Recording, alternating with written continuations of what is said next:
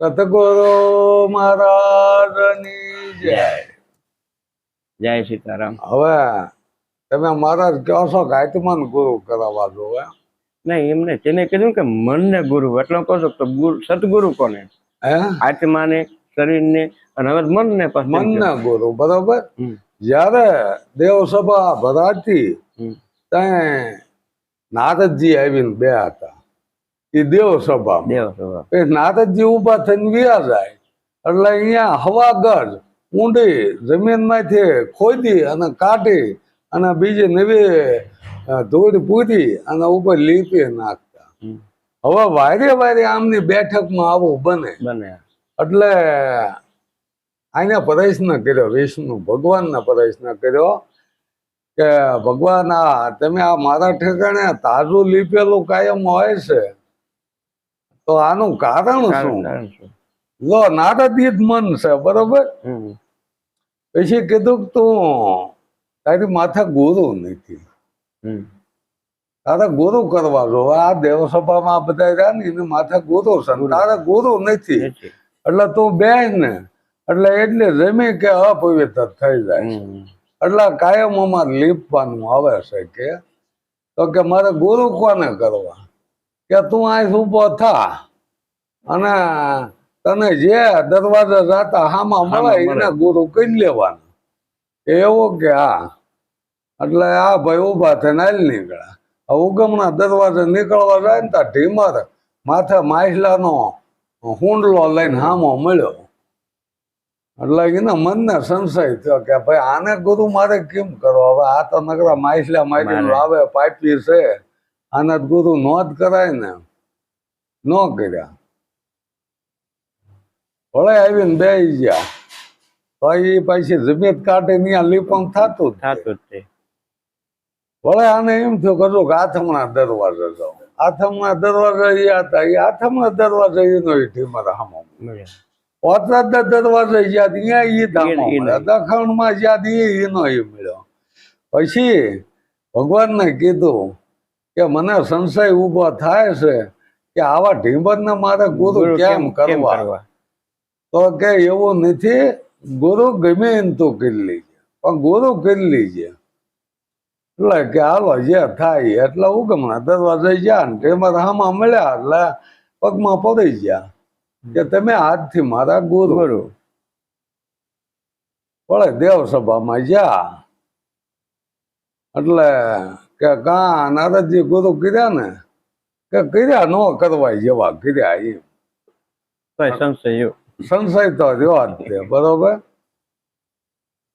કે તે ગુરુ નું અપમાન કર્યું કહેવાય. ગુરુ દોષિત તું બન્યો છો. ગુરુ તો જેમ છે એમ હોય. ગુરુ સત્ય છે એ ગુરુ છે. તું આ ઘાટને જોઈ અને ઘાટને વળી ગયો એટલે તારે હવે 84 ફરવું જોઈશે. તો કે 84 કોણ સોરાવે? કે તારા ગુરુ હોય એ જ 84 તને સોરાવે, બીજો ન સોરાવે કે બીજાની તાકાત નહીં, મારાથી નહીં ન સોય. એટલે વળે પણ ઢીમર પાસે જાય કે ગુરુ મહારાજ મારે 84 લાગી. કે કેમ? કે મને પૂછ્યું ભગવાને ગુરુ કર્યા? તો કે મેં એમ કીધું કર્યા ન કર્યા જેવા કર્યા. કે વાંધો નહીં તમતા, એમાં મને કોઈ દુઃખ નથી. જો સંત છે ને પરમાર્થ છે, એના અવારત ન હોય. છતાં ઢીમર ને એવું કીધું કર્યા ન કર્યા એવું મેં કીધું એટલે ઢીમર કે વાંધો નહીં તમતા, હાલ 84 હું સોરાઈ દઉં. કે કઈ રીતે? કે ભગવાનને કીજો કે 84 હોય કેવી, આ દોરી બતાવો. એટલે દોરા ને એટલે તારીમાં ગળોટીઓ મારી જવા. એટલે જ્યાં બે ગુરુ બે ભગવાનને કે 84 હોય કેવી? મારા ગુરુ મહારાજે મને કીધું 84 કેવી હોય?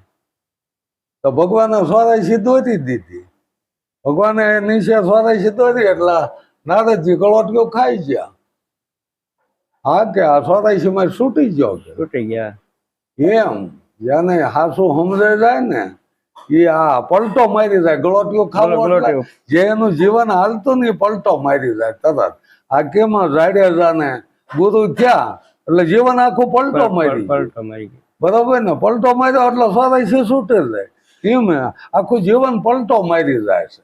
જાડેજો જો હવે ઈ તોરલના કપડા ધોવા જાય એટલે કેટલા હિસાબની વાત એમ જ્યાંથી છોકરા સાના રહી જતા નામ લે હા આવો કૃષ્ણનો કાળો નાગ હતો પણ પલટો મારી ગયો એમ જીવનને પલટાવવાની જરૂર છે શીખો એક હોય પણ એની બાજુ બે હોય બરોબર ને તો એક બાજુ સત છે એક બાજુ અસત છે એક બાજુ અંજવાળું છે એક બાજુ અંધારું છે તો એને આ પડખું ફેરવવાનું છે આટલું જ તે પલટો મારવાનો એટલે ફેરવી નાખવાનું એમ એ 84 માં છૂટે જાય બરોબર ને જેને આત્માની ઓળખાણ થઈ જાય ને એનો 84 છે જ નહીં એટલે જ ને મીરાબાઈએ ગાયું છે ને કે આત્માને ઓળખ્યા વિના લક્ષ 84 નહીં મટે એ મન ને આત્મા પાસે અલગ હોય ને અલગ જ થાય ને મનના આત્મા અલગ જ થાય ને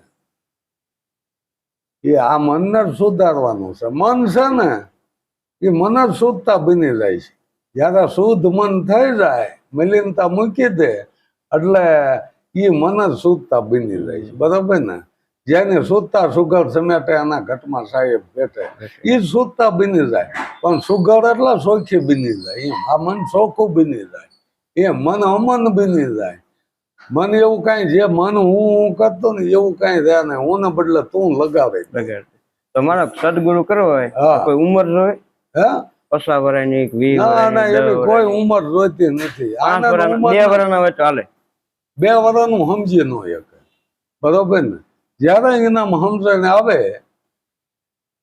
11 વર્ષ અને 52 દી ત્યાં સુધી તમને કોઈ કર્મ લાગે નહીં 11 વર્ષ 52 દી નો થાય કોઈ પણ વ્યક્તિ ત્યાં સુધી એને કર્મ લાગતો નથી એનો સતયુગ છે એ પહેલો યુગ એને કીધો અને એ સતયુગ છે એમાં કોઈ કર્મ લાગે નહીં બાકી તમે સતયુગ ની વાતો સાંભળો તો વિષ્ણુ ભગવાને વરંદાને સલી હતી ઇન્દ્રએ અહલ્યાને સલી હતી એટલે જ કીધું ને કે વિષ્ણુએ વરંદા સલી અને ઇન્દ્ર અહલ્યાને સલી આ મોટા મોટા સોર અને કોણ કે આરામ ખોર આ મોટા મોટા સોર એવી તો તમે આગળનો ઇતિહાસ લ્યો તો આવું તો બને જ છે દેવદાનવ હતા જ તે એ વખતે પણ સતયુગ આવડો આ કે પેલા 11 વર્ષ જલમ થયો એટલે 11 વર્ષ 52 દિવસ એ તમારો સતયુગ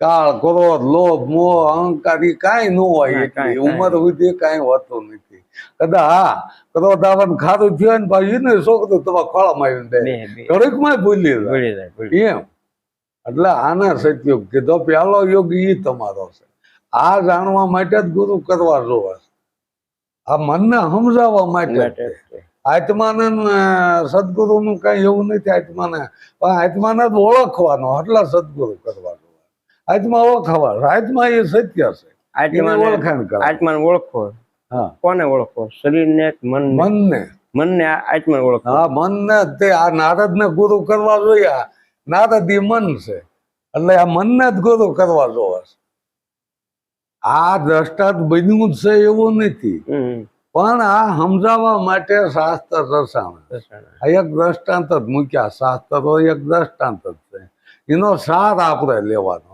દ્રષ્ટાંત સાચું છે ખોટું છે નહીં એનો સાર જ પકડવાનો છે કે આનો સાર શું કહેવા માંગે ધર્મ અર્થ કામ ને મોક્ષ આ 4માં શ્રેષ્ઠ વસ્તુ એમાં ઉત્તમ વસ્તુ સાર છે એનો સાર શું કહેવા માંગે છે આ ધર્મ અર્થ કામ ને મોક્ષ નો સાર શું કહેવા માંગે ઈ સમજવાનું ઈ કે ઉત્તમ છે કે ફૂલ નું મહત્વ નથી સુગંધ નું છે સુગંધ નું છે ફૂલ તો દેખાય છે સુગંધ દેખાય છે નહીં છતાંય તમને સુગંધ આવે ફૂલ તો દેખાવા બરાબર પણ સુગંધ નહીં દેખાય એ સુગંધ નહીં તમને સદગુરુ કરવા આપણે એ કરવા જોવાય એ સુગંધ દેખાતી નથી એનો વજન થતો નથી કાંઈ નહીં ને અને ગમે એ ના આવે પાઇપી હોય ને તો એ સુગંધ ના આવે પૂંછાળ હોય તો સુગંધ આવે એ ગમે એ ના આવે એ કોઈનો તરો રાખે નહીં એમ આત્મા પરમાત્માને મળવા મહેનત છે બરોબર ને આત્મા એ શિષ્ય છે પરમાત્મા એ ગુરુ છે આનું મિલન થઈ જાય એટલે એક થઈ જાય લ્યો પછી આત્મા પરમાત્મા જેવો રહેતો નથી ગુરુ શિષ્ય જેવું કઈ રહેતું નહીં તમને આ ઓળખાણ થઈ જાય એ ગુરુ શિષ્ય જેવું કઈ રહેતું નહીં પછી ખારેનું સાર આ નદીઓનો પાણી દરિયા મળે જાય પછી નદીઓનું પાણી જ ન રહે દરિયો જ થઈ જાય દરિયો થઈ જાય. એમ તમને સત્ય વસ્તુ સમજાય જાય પછી ગુરુ શિષ્ય એવું નહીં રહેતું બેની મને ભીતર સદગુરુ મળ્યા શિષ્ય અને ગુરુ આ બે છે હમ. એ બેની વસાળે ભીતર મને સદગુરુ મળ્યા ત્યાં એક સ્વરૂપ થઈ જાય હમ. સ્વરૂપ બધા એક છે બરોબર ને આમાં ગુરુ કોઈ જુદા નથી ગુરુ એ છે ને શિષ્ય એ છે એક ડાળે દો પંખી બેઠા કોણ ગુરુ કોણ છેલ્લા આ એક જ વેલાના તુમડા છે છે. પણ જેને પૂંજાવાનો ભાવ છે દક્ષિણા લેવાનો ભાવ છે એ ગુરુ થઈને બેસી ગયા છે. ગુરુ પોતાના ગુરુ માનીને બેસી ગયા છે ને શિષ્યને અહીંયા પૂજન કરાવે છે આ દેહનું નકા આ અંગોઠો આ પગ એ તો એક શુદ્ધ કીધો છે હમ. ચાર શરીરની વ્યાખ્યા આપી કે પગ છે એ શુદ્ધ છે આ પેટ છે એ વૈશ્ય છે હાથ છે એ ક્ષત્રિય છે ને માથું છે એ બ્રાહ્મણ છે હમ. તો આ ત્રણેયની રક્ષણ કોણ કરે ક્ષત્રિય કરે રક્ષણ તમને ગમે ઝાડું આવે કે કોઈ ઘા કરો તો તમે આડો હાથ દઈ દો તરત વિયો જાય આડો હાથ એટલે આ ત્રણનું રક્ષણ આ હાથ કરે એટલે એના ક્ષત્રિય કે આ શુદ્ધ કીધો હવે શુદ્ધ ની પૂજા થાય જ નહીં લે બોલો છતાંય ગુરુ અંગોઠા ધોવાય દે અને પાણી પાય છે એમ અંગોઠામાં જ્ઞાન ભર્યું હોય એ રીતે અત્યારે આલી રહ્યું છે એટલે શું કરવાનું તો પછી પત્ની હોય પોતાના પતિનો અંગૂઠો ન ધોઈ શકે પણ અંગોઠો ધોઈ જ થયું શું લ્યો હાલો પત્ની પતિના કયામાં જે રે પતિના બોલ ઝીલતી હોય એને સતી કીધી છે સદગુરુ મહારાજ